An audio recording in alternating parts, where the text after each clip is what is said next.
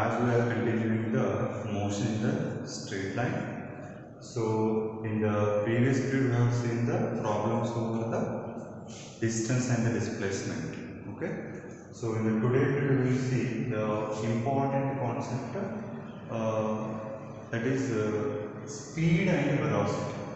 Okay, so here now what is meant by distance, what is meant by displacement we have done. So concerned concepts we are going to see. So ಈಗ ನಾವು speed ಅಂತಂದರೆ ಏನಂತ ಅನ್ನೋದನ್ನು ನೋಡ್ತೀವಿ. ಈಗ ನೀವು ನೋಡ್ರಿ, ಯಾವುದೇ ಒಂದು ವಸ್ತು ಮೂವ್ ಆಗಕತ್ತಿದೆ ಅಂದ್ರೆ ಅದು ಯಾಸ್ ಯೂಸ್ವಲ್ ನೀವು ಯೂಸ್ ಮಾಡ್ತಕ್ಕಂಥ ವರ್ಡ್ ಏನಪ್ಪ, ಎಷ್ಟು ಸ್ಪೀಡಾಗಿ ಬರ್ತದ ಅಂತ, ಎಷ್ಟು ಸ್ಪೀಡಾಗಿ ಹೋಗ್ಲಾಗ್ತದ, ಹೌದಾ?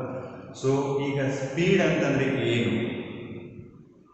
ಓಕೆ, ನಾವಿಲ್ಲಿ ಡೆಫಿನೇಷನ್ ಪ್ರಕಾರ ಏನು ಹೇಳ್ಬೇಕಪ್ಪ ಅಂತಂದ್ರೆ, the speed is nothing but it is the ratio of distance traveled by the object divided to the time taken to cover the distance ಅಂತ ಹೇಳ್ತೀವಿ. ಅದರ ಅರ್ಥ ಏನು ನೋಡ್ರಿ, ಒಂದು ವಸ್ತು ಚಲಿಸ್ಲಾಕತ್ತದ ಅಂತ ಅನ್ಕೊಡ್ರಿ.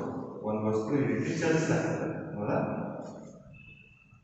ಈ ರೀತಿ ಒಂದು ವಸ್ತು ಚಲಿಸಿ ಏನು ಮಾಡೋದಪ್ಪ ಅಂತಂದ್ರೆ ಎ ಪಾಯಿಂಟ್ನಿಂದ ಬಿ ಪಾಯಿಂಟಿಗೆ ಬಂದು ರೀಚ್ ಆಗ್ಯದ ಅಂತ ತಿಳ್ಕೊಳ್ಳಿ, ಹೌದಾ? ಎ ಪಾಯಿಂಟ್ನಿಂದ ಬಿ ಪಾಯಿಂಟಿಗೆ ಬಂದು ರೀಚ್ ಆದಾಗ ಈಗ ಇಲ್ಲಿಂದ ಇದ್ರದ್ದು ಅಳತೆಯನ್ನು ನಾವು ಮಾಡ್ತೀವಿ. ಟೋಟಲ್ ಆಗಿ ಅಳತೆಯನ್ನು ಮಾಡ್ತೀವಿ. ಅಳತೆಯನ್ನು ಮಾಡ್ತೇವಂದ್ರೆ ಇದ್ರ ಅಳತೆ ನಮ್ಗೆ ಎಷ್ಟು ಸಿಗ್ತದಪ್ಪ ಅಂತಂದ್ರೆ ಸಮ್ 50 ಕಿಲೋಮೀಟರ್ ಅದ ಅಂತ ತಿಳ್ಕೊಳ್ಳಿ. 50 ಕಿಲೋಮೀಟರ್. ಈ 50 ಕಿಲೋಮೀಟರ್ಸ್ಗಳನ್ನು ಈ ಟ್ರಾವೆಲ್ ಮಾಡಕ್ಕೆ ಎಷ್ಟು ಟೈಮ್ ತಗೊಂಡದ ಅಂತಂದ್ರೆ ಇಲ್ಲಿ ನಾವು ಟೈಮ್ ಫಾರ್ ಎಕ್ಸಾಂಪಲ್ 25 ಸೆಕೆಂಡ್ಸ್ ಅಂತ ತಗೊಳ್ಳಿ. 25 ಸೆಕೆಂಡ್ಸ್ ಬೇಡ, ಭಾಳ ಬರ್ಬೋದು. 25 ಮಿನಿಟ್ಸ್ ಅಂತ ತಗೊಳ್ಳಿ. 25 ಮಿನಿಟ್ಸ್. ಈ 50 ಕಿಲೋಮೀಟರ್ಸನ್ನು ಅದು ಟ್ರಾವೆಲ್ ಮಾಡಬೇಕಾಗಿತ್ತು ಅಂತಂದ್ರೆ ಎಷ್ಟು ಟೈಮ್ ತೊಗೊಂಡದ್ರೆ ನಮ್ಗೆ 25 ಮಿನಿಟ್ಸ್ ತೊಗೊಂಡದು.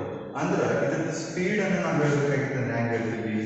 ಸ್ಪೀಡ್ ಡೆಫಿನೇಷನ್ ಏನ್ರಿ, ಒಂದು ಆಬ್ಜೆಕ್ಟ್ ಎಷ್ಟು ಡಿಸ್ಟೆನ್ಸನ್ನು ಕವರ್ ಮಾಡ್ಕೊಂಡದ, ಆಮೇಲೆ ಆ ಡಿಸ್ಟೆನ್ಸನ್ನು ಕವರ್ ಮಾಡ್ಲಿಕ್ಕೆ ಅದು ಎಷ್ಟು ಟೈಮ್ ತೊಗೊಂಡದ, ಅದನ್ನು ನಾವೇನಂತ ಕರಿತೇವಪ್ಪ? ಸ್ಪೀಡ್ ಅಂತ ಹೇಳ್ತೀವಿ. ಈಗ ಇದು ನೋಡಿ, ಇಲ್ಲಿ ಏನು ಬರ್ತದೆ, ಇದು 50 ಕಿಲೋಮೀಟರ್ ಅಂತ ಅದ.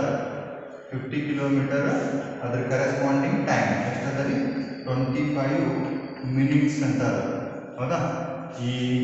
ಇವೆರಡೂ ರೇಷಿಯೋ ನಾವು ಡಿವೈಡ್ ಮಾಡ್ಕೊಂಡೇವು ಅಂತಂದ್ರೆ ಅಲ್ಲಿ ಏನು ಬರ್ತದೆ ನಮ್ಗೆ ಆನ್ಸರ್ ಏನು ಬರ್ತದಪ್ಪ ಅಂತಂದ್ರೆ 2 ಕಿಲೋಮೀಟರ್ ಪರ್ ಮಿನಿಟ್ ಅಂತ ನಮ್ಗೆ ಆನ್ಸರ್ ಬರ್ತದೆ. ಅಂದ್ರೆ ಒಂದು ವಸ್ತು ಎಷ್ಟು ಸ್ಪೀಡ್ನಿಂದ ಹೋಗ್ಲಿಕ್ಕತ್ತದ ಅಂತಂದ್ರೆ 2 ಕಿಲೋಮೀಟರ್ ಪರ್ ಮಿನಿಟ್, ಅಂದ್ರೆ ಒಂದು ನಿಮಿಷಕ್ಕೆ 2 ಕಿಲೋಮೀಟರ್ ಅದು ಕ್ರಮಿಸ್ಲಾಕತ್ತದ ಅಂತ ಅನ್ನೋದು ನಮಗೆ ಗೊತ್ತಾಗ್ತದೆ. ಅಂದ್ರೆ ಒಂದು ವಸ್ತು ಎಷ್ಟು ಡಿಸ್ಟೆನ್ಸನ್ನು ಅಥವಾ ಎಷ್ಟು ದೂರವನ್ನು ಯಾವ ಸಮಯದಲ್ಲಿ ಅದು ಕ್ರಮಿಸ್ತದ ಅನ್ನೋದನ್ನು ತಿಳಿಸ್ಕೊಡ್ತಕ್ಕಂಥದ್ದೇ ಯಾವುದಪ್ಪ ಅಂತಂದ್ರೆ ನಮ್ಗೆ speed. It is the ratio of, ratio ಅಂತಂದ್ರೆ ಏನ್ರಿ? ಡಿವೈಡ್ ಮಾಡೋದು, ಅದನ್ನು ನಾವು ರೇಷಿಯೋ ಅಂತ ಹೇಳ್ತೀವಿ. ಈಗ ನೋಡಿ, ಡಿಸ್ಟೆನ್ಸ್ ಬೈ ಟೈಮ್ ಅಲ್ಲ, ಇದನ್ನ ಹೆಂಗೆ ಹೇಳ್ತೀವಿ? ರೇಷಿಯೋ ಅಂತ ಕರಿತೀವಿ. ನೀವು ಡಿವಿಷನ್ ಅಂತ ಹೇಳ್ತಿರಲ್ಲ, ಭಾಗಾಕಾರ ಅಂತ ಹೇಳ್ತಿರಲ್ಲ, ಅಂದ್ರೆ ಒಂದು ವಸ್ತು ಎಷ್ಟು ದೂರ ಚಲಿಸ್ಯದ, ಆ ದೂರವನ್ನು ಚಲಿಸ್ಲಾಕ ಅದು ಎಷ್ಟು ಕಾಲಾವಧಿಯನ್ನು ತೆಗೆದುಕೊಂಡದ, ಇವೆರಡನ್ನ ನೀವು ಭಾಗಾಕಾರ ಮಾಡಿದ್ರೆ ಏನು ಬರ್ತದಲ್ಲ ಅದನ್ನು ನಾವು ಏನಂತ ಕರಿತೇವಪ್ಪ ಅಂತಂದ್ರೆ ಸ್ಪೀಡ್ ಅಂತ ಕರಿತೀವಿ. Okay, speed is nothing but it is the ratio of distance traveled by the object to the corresponding time ಅಂತ ತಗೋತೀವಿ. ಓಕೆ, ಆಮೇಲೆ ಈ ಸ್ಪೀಡಲ್ಲಿ ಏನು ಬರ್ತಾವಪ್ಪ ಅಂತಂದ್ರೆ ನಮ್ಗೆ ಡಿಫರೆಂಟ್ ಟೈಪ್ಸ್ ಆಫ್ ಸ್ಪೀಡ್ಸ್ಗಳು ಬರ್ತಾವೆ. ಸೊ ಕ್ಯಾಟಗರಿ ವೈಸ್ ಇಲ್ಲಿ ಏನು ಮಾಡ್ತೀವಿ? ಫಸ್ಟ್ ಒಂದು ನಾವು ನೋಡ್ಬೇಕಾಗಿತ್ತಂದ್ರೆ ಯೂನಿಫಾರ್ಮ್ ಸ್ಪೀಡ್ ಅಂತ ಹೇಳ್ತೀವಿ. ಯೂನಿಫಾರ್ಮ್ ಸ್ಪೀಡ್ ಅಂತಂದ್ರೆ ಏನು? if a object covers equal distance in equal intervals of time, so that will call as a uniform speed. ಅಂದ್ರೆ ಒಂದು ಚಲಿಸ್ತಕ್ಕಂಥ ಒಂದು ವಸ್ತು ಸರಿಯಾದ ಸಮಯದಲ್ಲಿ ಸರಿಯಾದಂಥ ದೂರವನ್ನು ಅದು ಕ್ರಮಿಸ್ಬೇಕು. ಈಗ ಹ್ಯಾಂಗಾಗಿದೆ ಅದರ ಅರ್ಥ ಏನು ನೋಡ್ರಿ, ಯೂನಿಫಾರ್ಮ್ ಸ್ಪೀಡ್ ಅಂತಂದ್ರೆ ಈಗ ನೋಡ್ರಿ ಇಲ್ಲೊಂದು ವಸ್ತು ಏನಾಗ್ತದೆ ಟ್ರಾವೆಲ್ ಆಗೋದ್ನಾಗ ಇಲ್ಲಿ ಏನಾಗ್ತದೆ ಅಂತಂದ್ರೆ ಇಲ್ಲಿಂದ ಇಲ್ಲಿ ಬರ್ಬೇಕಾದ್ರೆ ಇದು ಎಷ್ಟು ಇರ್ತದಪ್ಪ ಅಂದ್ರೆ 1 ಮೀಟರ್ ಇರ್ತದೆ. ಟೈಮ್ ಎಷ್ಟು ಹೋಗ್ತದ 1 ಸೆಕೆಂಡ್. ಇದನ್ನು ಮತ್ತೆ 1 ಮೀಟರ್ ಇರ್ತದ, ಟೈಮ್ ಎಷ್ಟು ಹೋಗ್ತದ 1 ಸೆಕೆಂಡ್. ಇದನ್ನು ಕೂಡ 1 ಮೀಟರ್ ಇರ್ತದ, ಟೈಮ್ ಎಷ್ಟು ಹೋಗ್ತದ 1 ಸೆಕೆಂಡ್. ಅಂದ್ರೆ ಅದು ಈಕ್ವಲ್ ಡಿಸ್ಟೆನ್ಸಸ್ಗಳನ್ನ ಈಕ್ವಲ್ ಇಂಟರ್ವಲ್ಸ್ ಆಫ್ ಟೈಮ್ ಅಂತಂದ್ರೆ ಇಲ್ಲಿ ನೋಡಿ 1 ಸೆಕೆಂಡಲ್ಲಿ 1 ಮೀಟರ್, 1 ಸೆಕೆಂಡಲ್ಲಿ 1 ಮೀಟರ್, 1 ಸೆಕೆಂಡಲ್ಲಿ 1 ಮೀಟರ್ ಅಂತಂದ್ರೆ ಥ್ರೂಔಟ್ ದ ಜರ್ನಿನ ನಾವು ನೋಡ್ಬೇಕಾಗಿತ್ತಂದ್ರೆ ಅಲ್ಲಿ ಸೇಮ್ ರೇಷಿಯೋ ನಮಗೆ ಮೇಂಟೈನ್ ಹಾಕೊಂಡು ಹೋಗ್ತದೆ. ಯಾವ್ದಕ್ಕೆ ಡಿಸ್ಟೆನ್ಸ್ ಡಿವೈಡೆಡ್ ಬೈ ಟೈಮ್. ಅಂದ್ರೆ ಇದಕ್ಕೆ ಎಕ್ಸಾಂಪಲ್ ನಾವು ಕೊಡ್ಬೇಕಾಗಿತ್ತು ಅಂತಂದ್ರೆ ಈ ಮಿನಿಸ್ಟರ್ಸ್ ಕಾರ್ಸ್ಗಳು ಇರ್ತವೆ.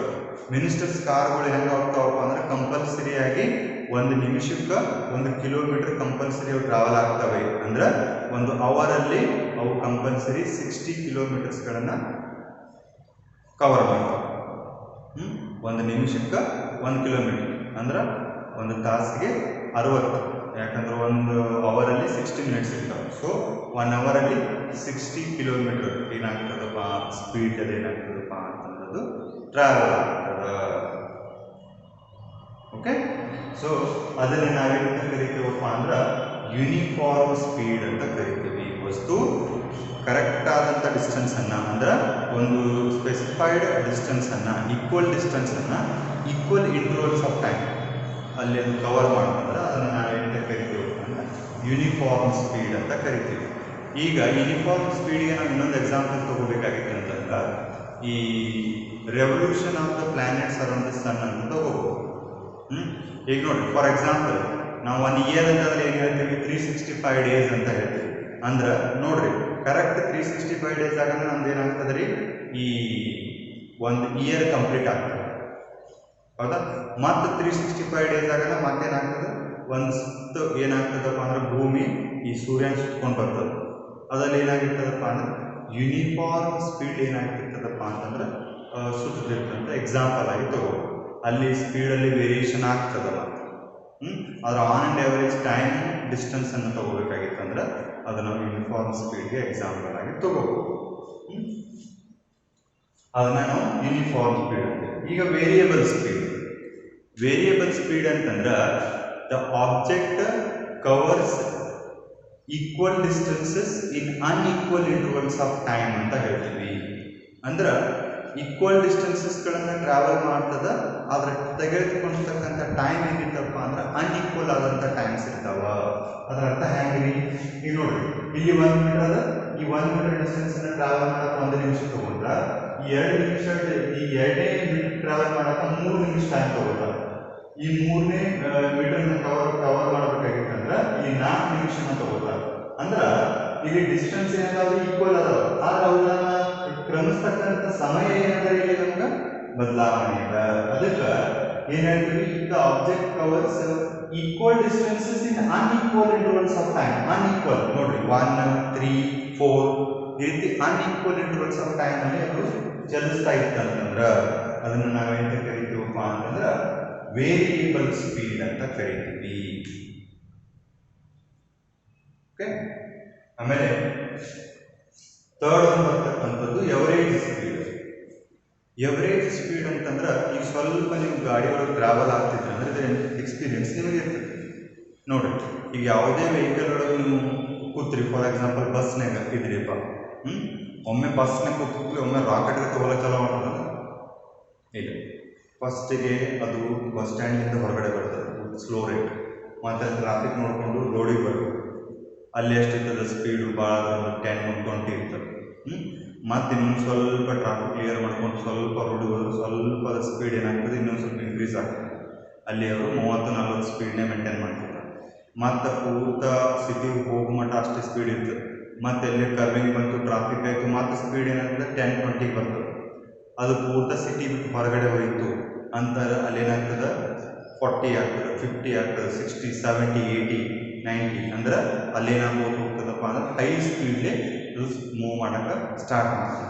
ಅಂದ್ರೆ ನಿಮ್ಮ ಬಸ್ಸು ಒಂದು ಬಸ್ ಸ್ಟ್ಯಾಂಡಿಂದ ಇನ್ನೊಂದು ಬಸ್ ಸ್ಟ್ಯಾಂಡ್ಗೆ ಹೋಗ್ಬೇಕಾಗಿತ್ತಂದ್ರೆ ಅದು ಯೂನಿಫಾರ್ಮ್ ಸ್ಪೀಡ್ಲಿ ಹೋಗೋದಿಲ್ಲ. ಅದ್ರ ಸ್ಪೀಡ್ಗಳು ಏನಾಗ್ಬಿಟ್ಟು ಹೋಗ್ತಾವಪ್ಪ ಅಂದ್ರೆ ಚೇಂಜ್ ಆಗ್ಬಿಟ್ಟು ಹೋಗ್ತಾವ. ಸೊ ನಾವೆಲ್ಲ ಸ್ಪೀಡ್ಸ್ಗಳನ್ನು ತಗೊಂಡು ಅವುಗಳಿಗೆ ಡಿವೈಡೆಡ್ ಬೈ ರೆಸ್ಪೆಕ್ಟೆಡ್ ಟೈಮ್ಸ್ ಅನ್ನು ನಾವು ಮಾಡ್ಕೊಂಡ್ರೆ ಅಂದ್ರೆ ಅಲ್ಲಿ ನಮಗೆ ಎವರೇಜ್ ಸ್ಪೀಡ್ ನಮಗೆ ಸಿಗ್ತದ.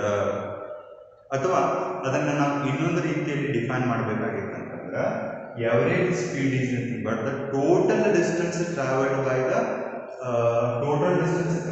By the object divided by the total time taken to cover the distance ಅಂತ ಹೇಳ್ತೀವಿ. ಅಂದ್ರೆ ಈಗ ಬೇರೆ ಬೇರೆ ಸೆಕ್ಷನ್ಸ್ ಒಳಗೆ ಬೇರೆ ಬೇರೆ ಎಷ್ಟೆಷ್ಟು ಸ್ಪೀಡ್ ಅದ ಅಂತೇಳಿ ತಗೊಂಡು ಡಿವೈಡೆಡ್ ಬೈ ಅದ್ರ ಟೈಮ್ ಮಾಡಿದ್ರೆ ಅಲ್ಲಿ ಕೂಡ ನಮ್ಗೆ ಎವರೇಜ್ ಸಿಗ್ತದೆ divided by number of speeds. ಅದನ್ನೇ ಟೋಟಲ್ ಡಿಸ್ಟೆನ್ಸ್ ಟ್ರಾವೆಲ್ ಎಷ್ಟು ಮಾಡ್ಯದ ಆ ಟೋಟಲ್ ಡಿಸ್ಟೆನ್ಸನ್ನು ಟ್ರಾವೆಲ್ ಮಾಡೋಕ್ಕೆ ಎಷ್ಟು ಟೈಮನ್ನು ತೊಗೊಂಡದ ಅವೆರಡೂ ಡಿವಿಷನ್ ಮಾಡಿದ್ರು ಕೂಡ ನಮ್ಗೆ ಏನು ಬರ್ತದೆ ಅಂದ್ರೆ ಈ ಎವರೇಜ್ ಸ್ಪೀಡ್ ನಮ್ಗೆ ಗೊತ್ತಾಗ್ತದೆ. ನಾವು ನೋಡೋದೆಲ್ಲ ಏನಪ್ಪ ಅಂತಂದ್ರೆ ಈ ಎವರೇಜ್ ಸ್ಪೀಡನ್ನೇ ನೋಡ್ತೀವಿ. ಯಾಕಂದ್ರೆ ಬಸ್ ಆನ್ ಆ್ಯಂಡ್ ಎವರೇಜ್ ಎಷ್ಟು ಸ್ಪೀಡ್ ಹೋಗ್ಯದ, ಗಾಡಿ ಎವರೇಜ್ ಎಷ್ಟು ಕೊಡ್ತದೆ ಅಂತ ಕೇಳ್ತಾರೆ. ಎವರೇಜ್ ಎಷ್ಟು ಕೊಡ್ತದೆ ಅಂತಂತಾರಂದ್ರೆ ಅದು ಕರೆಕ್ಟಾಗಿ ಈಕ್ವಲ್ ಡಿಸ್ಟೆನ್ಸನ್ನು ಈಕ್ವಲ್ ಇಂಟರ್ವಲ್ಸ್ ಟೈಮಲ್ಲಿ ಅದು ಕವರ್ ಮಾಡ್ತಿರೋದಿಲ್ಲ. ಹೇಳ್ತೀರಿ. ಸೊ ಎವರೇಜ್ ಅಂತಂದ್ರೆ ಏನು, ಬೇರೆ ಬೇರೆ ಸ್ಪೀಡ್ಸ್ಗಳನ್ನು ತಗೊಂಡು divided by the corresponding number ಮಾಡಿದಾಗ ಏನು ನಿಮ್ಗೆ ಸ್ಪೀಡ್ ಸಿಗ್ತದೆ ಅದನ್ನು ನಾವೇನು ಕರಿತೀವಿ ಎವರೇಜ್ ಸ್ಪೀಡ್. ನಿಮ್ಮ ಪರ್ಸೆಂಟೇಜ್ ತೆಗಿತೀರಿ, ಪರ್ಸೆಂಟೇಜ್ ತೆಗಿಬೇಕಾಗಿತ್ತಂದ್ರೆ ಎಲ್ಲರೂ 100 ಇರ್ತಾವೆ, ಇಲ್ಲ ಅಂದರೆ 70 ತೊಗೊಳ್ತೀರಿ, 60 ತೊಗೊಳ್ತೀರಿ, 80 ತೊಗೊಳ್ತೀರಿ, 40 ತೊಗೊಳ್ತೀರಿ, 30 ತೊಗೊಳ್ತೀರಿ ಔಟ್ ಆಫ್ 100 ಎಕ್ಸ್ಕ್ಲೂಡಿಂಗ್ ದ ಕನ್ನಡವನ್ನು ಬಿಟ್ಟು ಅದು 125. ಸೊ ಉಳಿಗೋದೆಲ್ಲ ಏನು ಮಾಡ್ತೀರಿ divided by total number of marks ಮಾಡ್ತೀವಿ. ಸೊ ನಿಮ್ಗೆ ಎವರೇಜ್ ಸಿಗ್ತದೆ, ಅದು ನಿಮ್ಮ ಪರ್ಸೆಂಟೇಜ್ ಆಗಿದೆ. ಅದೇ ರೀತಿ ಎವರೇಜ್ ಸ್ಪೀಡ್ ತಿಳಿತಾ. ಸೊ ನೆಕ್ಸ್ಟ್ ಅಲ್ಲಿ ಬರ್ತಕ್ಕಂಥದ್ದು ಇನ್ಸ್ಟಂಟೇನಿಯಸ್ ಸ್ಪೀಡ್ ಅಂತ ಹೇಳ್ತೀವಿ. Instantaneous speed is nothing but the speed of the object at A given instant of time. ಅದರ ಅರ್ಥ ಏನಪ್ಪ ಅಂದ್ರೆ ಈಗ ನೀವು ಒಂದು ವೆಹಿಕಲ್ ಡ್ರೈವರ್ ಇರ್ತಾರೆ, ಅವ್ರು ಸೈಡ್ ಕೂತಿರ್ತಾರೆ ಅನ್ಕೋರಿ. ಸೈಡ್ ಕೂತಾಗ ಅಲ್ಲಿ ಸ್ಪೀಡ್ ಏನಾಗ್ಕೋತ ಹೋಗ್ತಿರ್ತದೆ, ಬದಲಾವಣೆ ಆಗ್ಕೋತ ಹೋಗ್ತಿರ್ತದೆ. ಹೌದ್ರಿ, ನೀವು ಫಸ್ಟಿಗೆ ಆ ಸ್ಪೀಡೋಮೀಟರ್ ಕಡೆ ನೋಡಿದಾಗ ಸ್ಪೀಡ್ ಎಷ್ಟಿರ್ತದೆ 40. ನಿಮ್ದು ಕರೆಕ್ಟ್ ಟೈಮ್ ಎಷ್ಟಾಗಿರ್ತದೆ 10 o'clock ಆಗಿರ್ತದೆ. 10 o'clock ಆದಾಗ ಅಲ್ಲಿ ಸ್ಪೀಡ್ ಎಷ್ಟಿರ್ತದೆ 40 ಇರ್ತದೆ.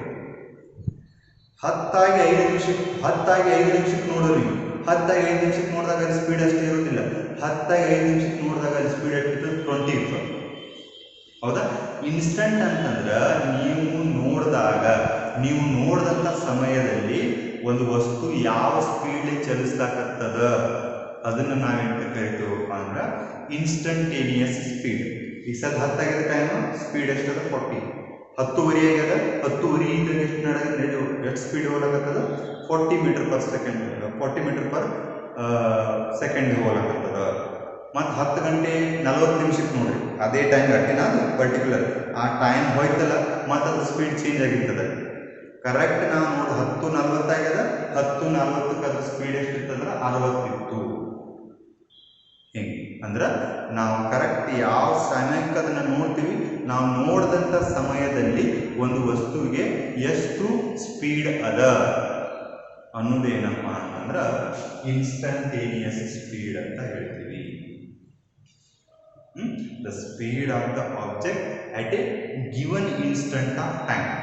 ನಾವು ಸದ್ಯ ನೋಡಿದಾಗ ಏನು ಸ್ಪೀಡ್ ಇರ್ತದೆ ಅದನ್ನು ನಾವು ಇನ್ಸ್ಟಂಟೇನಿಯಸ್ ಸ್ಪೀಡ್ ಅಂತ ಕರಿತೀವಿ.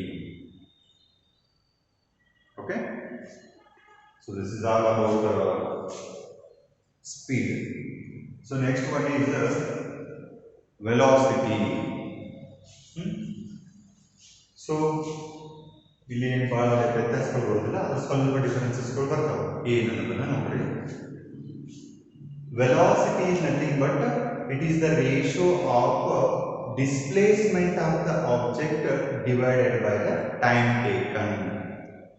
ಅಂದ್ರೆ ಒಂದು ವಸ್ತುವಿನ ಸ್ಥಾನ ಪಲ್ಲಟ ಎಷ್ಟಾಗ್ಯದ, ಆಮೇಲೆ ಆ ಸ್ಥಾನ ಪಲ್ಲಟಕ್ಕೆ ಆ ವಸ್ತು ಎಷ್ಟು ಸಮಯವನ್ನು ತೆಗೆದುಕೊಂಡದ.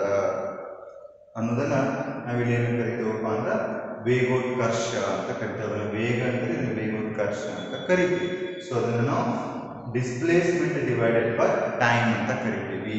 ಒಂದು ಚಲಿಸ್ತಕ್ಕಂಥ ವಸ್ತು ಎಷ್ಟು ಡಿಸ್ಪ್ಲೇಸ್ಮೆಂಟ್ ಅನ್ನ ಪ್ರೊಡ್ಯೂಸ್ ಮಾಡ್ಯದ, ಆ ಡಿಸ್ಪ್ಲೇಸ್ಮೆಂಟ್ ನ ಪ್ರೊಡ್ಯೂಸ್ ಮಾಡಬೇಕಾಗಿತ್ತು ಅಂತಂದ್ರೆ ಅದು ಎಷ್ಟು ಕರೆಸ್ಪಾಂಡಿಂಗ್ ಟೈಮ್ ಅನ್ನ ತಗೊಂಡದ. ಇವೆರಡರದ್ದು ರೇಷಿಯೋನೇ ನಮ್ಗೆ ಏನು ಬರ್ತದಪ್ಪ ಅಂತಂದ್ರೆ ವೆಲಾಸಿಟಿ ಬರ್ತದ. Velocity is the ratio of displacement divided by the time ಅಂತ ಹೇಳ್ತೀವಿ. ಓಕೆ, ಸೊ ಈಗ ಯೂನಿಫಾರ್ಮ್ ವೆಲಾಸಿಟಿ, ಯೂನಿಫಾರ್ಮ್ ಸ್ಪೀಡ್ ಹೇಳಬೇಕಾದ್ರೆ ಏನು ಹೇಳ್ತೀರಿ? If the object covers equal distance in equal intervals of time ಅಂತ ಹೇಳ್ತೀರಿ. ಇಲ್ಲಿ ಹೇಳಬೇಕು if the object covers equal displacements in equal intervals of time, that will call as a uniform velocity. Okay, ನಾನು ಹೇಳ್ತೇನೆ ಇಲ್ಲಿ ಹ್ಯಾಂಗ್ ಆಬ್ಜೆಕ್ಟ್ ಈಕ್ವಲ್ ಡಿಸ್ಟೆನ್ಸಸ್ಗಳನ್ನು cover ಮಾಡ್ತದೆ ಈಕ್ವಲ್ ಇಂಟರ್ವಲ್ಸ್ ಆಫ್ ಟೈಮ್. ಇಲ್ಲಿ ಏನಾಗ್ತದಪ್ಪ ಅಂತಂದ್ರೆ ಯೂನಿಫಾರ್ಮ್ ವೆಲಾಸಿಟಿಯಲ್ಲಿ ಈಕ್ವಲ್ ಡಿಸ್ಪ್ಲೇಸ್ಮೆಂಟ್ಸ್ಗಳನ್ನು ಈಕ್ವಲ್ ಇಂಟರ್ವಲ್ಸ್ ಆಫ್ ಟೈಮಲ್ಲಿ ಏನು ಮಾಡ್ತದಪ್ಪ ಅಂದ್ರೆ ಒಂದು ಆಬ್ಜೆಕ್ಟ್ ಕವರ್ ಮಾಡ್ತದೆ. ಇದಕ್ಕೆ ಬೆಸ್ಟ್ ಎಕ್ಸಾಂಪಲ್ ಯಾವುದಪ್ಪ ಅಂತಂದ್ರೆ ನಾವು ರಾಕೆಟ್ ಪ್ರಪಲ್ಷನ್ ತಗೋಬೋದು. ರಾಕೆಟ್ ವೆಲಾಸಿಟಿ ಮೊದಲಿಗೆ ಒಂದು ಕಾನ್ಸ್ಟೆಂಟ್ ಆದಂಥ ವೆಲಾಸಿಟಿಲಿಂದ ಅದೇನಾಗ್ತದೆ ಅಂದ್ರೆ ಲಾಂಚ್ ಆಗ್ತದೆ. Before going to the orbit ಹೋಗಿನ ಮೊದಲು ಒಂದು ಲಾಂಚಿಂಗ್ ಆಗೋದ್ನಾಗ ಅದ್ರದ್ದು ಸ್ಪೀಡ್ ಏನಿರ್ತದೆ ಅಂದ್ರೆ ಹೈ ಸ್ಪೀಡ್ ಇರ್ತದೆ. ಅದು ಯೂನಿಫಾರ್ಮ್ ಆಗಿ ಟ್ರಾವೆಲ್ ಆಗ್ತಿರ್ತದೆ. ಆಮೇಲೆ ಈಗ ಇನ್ನೊಂದು ನೀವು ಎಕ್ಸಾಂಪಲ್ ಡೇ ಟು ಡೇ ಲೈಫಲ್ಲಿ ಎಕ್ಸಾಂಪಲ್ ತಗೋಬೇಕಾಗಿತ್ತಂದ್ರೆ, ಈಗ ಯಾವುದೋ ಒಂದು ವಸ್ತುವಿನ ನೀವು ಒಂದು ಬಿಲ್ಡಿಂಗ್ ಮ್ಯಾಗಿಂದ ಬಿಡ್ತಿರ್ಬೇಕು. ಒಂದು ಕಲ್ಲೇ ತಗೊಳ್ಳಿ, ಕಲ್ಲು ತಗೊಂಡು ಬಿಲ್ಡಿಂಗ್ ಮೇಲೆ ಬಿಟ್ಟರೆ ಅದೇನಾಗ್ತದೆ? ಕೆಳಗಡೆ ಹೋಗ್ತದೆ. ಏಕ್ರಿ ಗ್ರಾವಿಟಿ, ಹೌದಾ? ಗುರುತ್ವಾಕರ್ಷಣ ಶಕ್ತಿದಿಂದ ಅದೇನಾಗ್ತದೆ? ಕೆಳಗಡೆ ಹೋಗ್ತದೆ. ಅದು ಕೆಳಗಡೆ ಹೋಗ್ಬೇಕಾಗಿತ್ತು ಅಂದ್ರೆ ಮೊದಲು ಒಂದು ಸ್ವಲ್ಪ ಸ್ಲೋ ಆಗಿ ಹೋಗುದು, ಆಮೇಲೆ ಫಾಸ್ಟ್ ಆಗಿ ಹೋಗುದು, ಆಮೇಲೆ ಸ್ಲೋ ಆಗಿ ಹೋಗುದು. ಏನಾಗ್ತದೇನ? ಇಲ್ಲ, ಮೇಲಿಂದ ಹ್ಯಾಂಗ ಯಾವ ಸ್ಪೀಡ್ ಯಾವ ವೆಲಾಸಿಟಿಲಿ ಬರ್ತದೋ ಅದೇ ವೆಲಾಸಿಟಿಲಿ ಕೆಳಗೆ ಬಂದು ರೀಚ್ ಆಗ್ತದೆ. ಆಮೇಲೆ ಕೆಳಗೆ ಬರ್ಬೇಕಾದ್ರೆ ಹಿಂಗೆ ಹೋಗಿಲ್ಲ, ಅದು ಕರೆಕ್ಟಾಗಿ ಒಂದೇ ಸರಳ ರೇಖೆಯಲ್ಲಿ ಕೆಳಗೆ ಬರ್ತದೆ. ಸರಳ ರೇಖೆಯಲ್ಲಿ ಕೆಳಗೆ ಬರ್ತಿತ್ತು ಅಂದ್ರೆ ಅದೇನು ಮಾಡ್ತದೆ? ಡಿಸ್ಪ್ಲೇಸ್ಮೆಂಟನ್ನು ಪ್ರೊಡ್ಯೂಸ್ ಮಾಡ್ತದೆ. ಡಿಸ್ಪ್ಲೇಸ್ಮೆಂಟ್ ಬೈ ಟೈಮ್ ಅಂತ ನಾವು ತೊಗೊಂಡೇವು ಅಂದ್ರೆ ಅಲ್ಲಿ ನಮಗೆ ಕಂಪಲ್ಸರಿ ಅದು ವೆಲಾಸಿಟಿ ಆಫ್ ದ ಆಬ್ಜೆಕ್ಟೇ ಆಗಿರ್ತದೆ. ಹೌದಾ? ಯಾವುದೇ ವಸ್ತುವನ್ನು ನೀವು ಕೆಳಗಡೆ ಡ್ರಾಪ್ ಮಾಡಿದ್ರೆ ಅದರ ಎಕ್ಸಲರೇಷನ್ ಎಷ್ಟು ಇರ್ತದೆ? ಅದನ್ನು ನಾವು ಜಿ ವ್ಯಾಲ್ಯೂ ಅಂತ ಕರಿತೀವಿ. ಅದು 9.8 ಮೀಟರ್ ಪರ್ ಸೆಕೆಂಡ್. ಒಂದು ವಸ್ತು ಒಂದು ನಿಮಿಷಕ್ಕೆ ಮ್ಯಾಲಿನಿಂದ ಕೆಳಗೆ ಹೋಗೋದಂತಂದ್ರೆ ಒಂದು ನಿಮಿಷಕ್ಕೆ ಅದು 9.8 ಮೀಟರ್ಸ್ಗಳನ್ನು ಟ್ರಾವೆಲ್ ಮಾಡ್ಕೊಳ್ತದೆ. ಅದು ಎಕ್ಸ್ಪೆರಿಮೆಂಟ್ ಮಾಡಿದ್ರಿಂದ ಬಂದಿರತಕ್ಕಂಥ ವ್ಯಾಲ್ಯೂ ಅದ. ಅದು ಗುರುತ್ವಾಕರ್ಷಣ ಶಕ್ತಿ ಮೇಲೆ ಡಿಪೆಂಡ್ ಆಗುತ್ತೆ. ಸೊ ಬಟ್ ಏನು ತಿಳ್ಕೊಳ್ಳಿ, ಯೂನಿಫಾರ್ಮ್ ವೆಲಾಸಿಟಿ ಅಂದ್ರೆ ಈಕ್ವಲ್ ಡಿಸ್ಪ್ಲೇಸ್ಮೆಂಟನ್ನು ಈಕ್ವಲ್ ಇಂಟರ್ವಲ್ಸ್ ಆಫ್ ಟೈಮಲ್ಲಿ ಒಂದು ವಸ್ತು ಪ್ರೊಡ್ಯೂಸ್ ಮಾಡಬೇಕು. Okay, variable velocity if the object produces the equal displacements in unequal intervals of time. ಅಂದ್ರೆ ನೀವು ಏನು ಮಾಡ್ತೀರಿ? ಡಿಸ್ಪ್ಲೇಸ್ಮೆಂಟ್ಸ್ಗಳು ಈಕ್ವಲ್ ಇರ್ತದೆ, ಆದರೆ ಟೈಮ್ ಏನಿರೋದಿಲ್ಲ ಅಂದ್ರೆ ಈಕ್ವಲ್ ಇರೋದಿಲ್ಲ. ಈ ಡೆಫಿನೇಷನ್ ಹೇಳಬೇಕಾದ್ರೆ ನೀವು ಎರಡನ್ನ ಚೇಂಜ್ ಮಾಡಬೇಕು. ಒಂದು ಡಿಸ್ಪ್ಲೇಸ್ಮೆಂಟನ್ನು ಅನ್ಈಕ್ವಲ್ ಹೇಳಬೇಕು, ಅಥವಾ ಟೈಮರೇ ಅನ್ಈಕ್ವಲ್ ಹೇಳಬೇಕು. ಯಾವುದ್ರೊಳಗೆ ಒಂದು ಅನ್ಈಕ್ವಲ್ ಹೇಳಿದ್ರು ಕೂಡ ಡೆಫಿನೇಷನ್ ಅಂತ ಬರ್ತದೆ.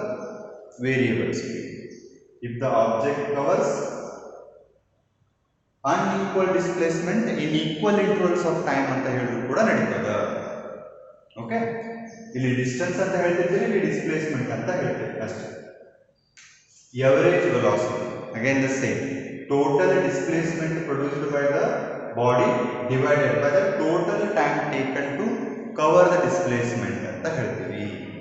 ಇಲ್ಲೇನಂತ ಹೇಳಿದ್ರಿ? Total distance divided by the time taken ಅಂತ ಹೇಳ್ತೀರಿ. ಅದಕ್ಕೆ ಎವರೇಜ್ ಸ್ಪೀಡ್ಗೆ. ಇಲ್ಲಿ ಎವರೇಜ್ ವೆಲಾಸಿಟಿಗೆ ಏನು ಹೇಳ್ತೀರಿ? Total displacement divided by the time taken ಅಂತ ತಗೋತೀವಿ. ಈಗ ಒಂದು ರಾಕೆಟ್ದು ಎವರೇಜ್ ಸ್ಪೀಡ್ ನಾವು ತಗೋಬೇಕಾಗಿತ್ತು ಅಂದ್ರೆ ರಾಕೆಟ್ ಮೊದಲಿಗೆ ಹೈ ಸ್ಪೀಡ್ ಹೋಗ್ತಿರ್ತದೆ. ಆರ್ಬಿಟ್ನೇ ಹೋದ ತಕ್ಷಣ ಅದ್ರ ಸ್ಪೀಡ್ ಬೇರೆ ಆಗ್ತದೆ. ಆರ್ಬಿಟ್ನೇ ರಿವಾಲ್ವ್ ಆಗೋದ್ನೇ ಅದ್ರ ಸ್ಪೀಡ್ ಬೇರೆ ಇರ್ತದೆ. ಸೊ ಟೋಟಲ್ ಆಗಿ ಅದ್ರದ್ದು ವೆಲಾಸಿಟಿಯನ್ನು ನಾವು ತೆಗಿಬೇಕಾಗಿತ್ತಂದ್ರೆ ಎವರೇಜ್ ವೆಲಾಸಿಟಿನ ಏನು ಮಾಡ್ತೀವಪ್ಪ ಅಂತಂದ್ರೆ ತೆಗಿತೀವಿ. ನಾವು ಹೇಳಿದ್ರಿ ಎವರೇಜ್ ಹ್ಯಾಂಗ್ ತೆಗಿತಾರೆ, ನಿಮ್ದು ಸಬ್ಜೆಕ್ಟ್ ಮಾರ್ಕ್ಸ್ ಎವರೇಜ್ ತೆಗಿದ್ರಲ್ಲ ಅದೇ. ಆಮೇಲೆ ಇಲ್ಲಿ ಕೂಡ ಇನ್ಸ್ಟಂಟೇನಿಯಸ್ ವೆಲಾಸಿಟಿ ಏನಪ್ಪ ಅಂತಂದ್ರೆ the velocity of the object at the given instant of time.